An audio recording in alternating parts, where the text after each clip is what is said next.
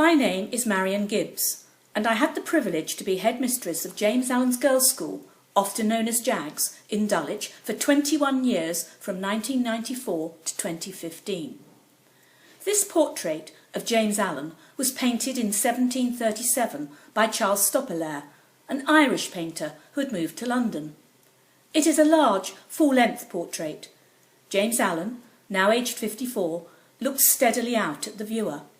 He's wearing the master's gown, and under it a brown, wide-skirted coat with gold embroidery, lace ruffles and cravat. On the floor at his feet lies a scroll listing the counties for which he was cursitor, a kind of specialist clerk, and the words, "The roll of J.A. of the vacation after Trinity term and of Michaelmas term following, anno 1737. This portrait now hangs in the boardroom at Dulwich College. The post of Warden of Allane's College of God's Gift was open to anyone with the surname of Allen, however it was spelt, who was unmarried, aged at least 21, and of honest life and conversations, of learning, judgment and understanding. James Allen was a candidate in 1712. Those wishing to be chosen presented themselves to a body of electors in the chapel.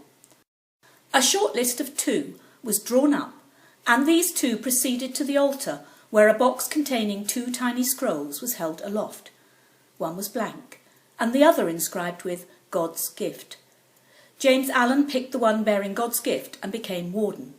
Then, in 1721, he was appointed master of the college, a post he held until his death in 1746. However, in 1741, James Allen set up a reading school in rooms above the Bricklayers' Arms in the centre of Dulwich village, quite close to the almshouses. This was funded by a trust which derived its income from property owned by James in Kensington. The last of these properties was sold by JAGS after the loss of government-assisted places in 1997 to establish a James Allen Bursary Fund. This reading school's purpose was to teach poor boys to read and poor girls to read and sew, and it started with 2 classes each of 15 pupils. James Allen was far ahead of his time in seeking to educate girls. In the early 19th century, the reading school developed into the Dulwich Free School, with separate classes for boys and girls, and by 1834 there were 120 pupils, half of whom were girls. In 1842, a separately funded school was set up for boys, and in 1857, James Allen's School became officially recognised as the Dulwich Girls' School. It was soon moved to the site now occupied by Dulwich Hamlet Primary School on the corner of Turney Road.